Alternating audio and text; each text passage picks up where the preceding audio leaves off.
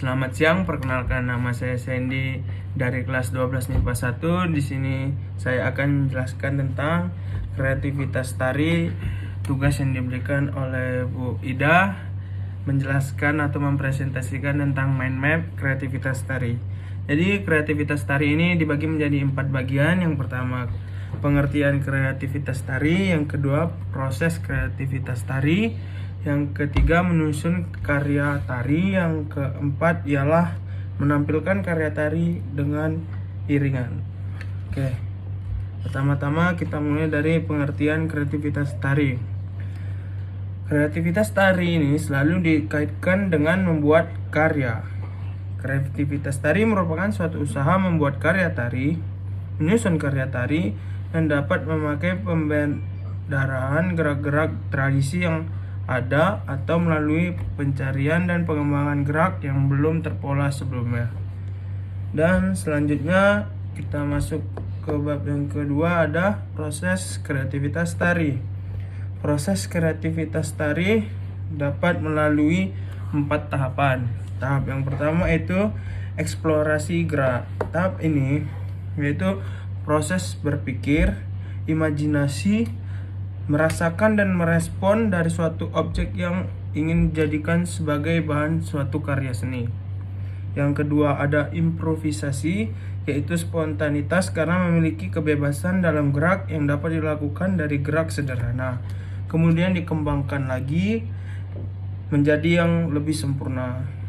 Yang ketiga kita masuk yaitu evaluasi. Pada tahap ini dilakukan pemilihan gerak-gerak yang sesuai dengan ide garapan. Pemilihan gerak didasarkan pada ide dasar yang meliputi tema, cerita, watak maupun gerak suatu tarian yang ingin ditampilkan, dan akan disusun secara berulang-ulang. Selanjutnya yaitu yang keempat, komposisi atau penciptaan karya seni, yaitu mengatur dan menata bagian-bagian sehingga satu dengan yang lainnya menjadi suatu keutuhan yang berpadu. Oke, selanjutnya kita ke bab yang ketiga yaitu menyusun karya tari. Itu terdapat 7 langkah-langkah. Yang pertama itu judul karya tari atau nama tari. Itu disesuaikan dengan tema atau cerita yang dipilih. Yang kedua ada sumber garapan yang dapat dijadikan pijakan antara lain auditif, kinestetik, dan ide tertulis yang bisa berasal dari yang kita dengar dan juga yang berasal dari kita amati. Yang ketiga yaitu tipe tari. Tipe tari dibagi menjadi 4. Ada drama, yaitu karya tari yang mengekspresikan suatu cerita. Contohnya ada Malin Kundang dan Mahabharata. Yang kedua ada dramatik, yaitu karya tari yang mengandung unsur cerita meskipun di dalamnya tidak menggambarkan tokoh-tokoh tertentu. Yang ketiga ada komik, yaitu suatu garapan yang berasal dari komikal. Contohnya yaitu seperti Dwi Muka, Tari Golek Kayu, ya. Yang keempat ada abstrak, yaitu garapan tari yang pengungkapannya tidak diekspresikan secara jelas. Yang keempat yaitu model penyajian. Model penyajian bisa berupa penyajian simbolik dan representasional. Penyajian simbolik yaitu garapan tersebut pengungkapannya diekspresikan dengan simbol-simbol. Dan sedangkan representasional yaitu pengungkapannya secara jelas baik cerita maupun tokohnya sehingga penonton mudah memahaminya. Yang kelima ada konsep gerak. Dalam penggarapan tari hindari memadukan 2 macam gaya tari yang berbeda tanpa mempertimbangkan nilai keindahannya atau nilai keestetikanya. Yang keenam ada konsep iringan musik. Musik atau iringan mampu menghidupkan karya tari. Materi iringan tari akan dijelaskan pada subbab berikutnya.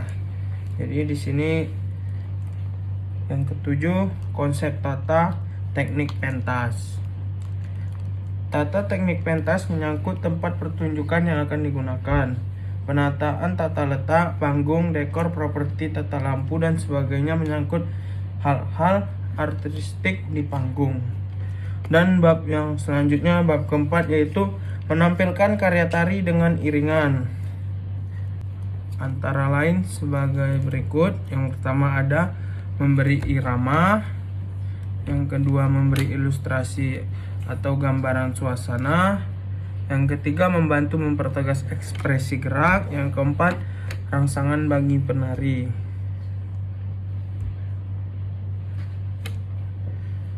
Jadi dalam menyajikan sebuah tarian ada beberapa hal yang harus kita perhatikan terhadap tarian tersebut. Yang pertama, penguasaan materi gerak dan ekspresi yang akan ditarikan. Yang kedua, ada ketetapan gerak dengan iringan. Yang ketiga, penguasaan ruang pentas.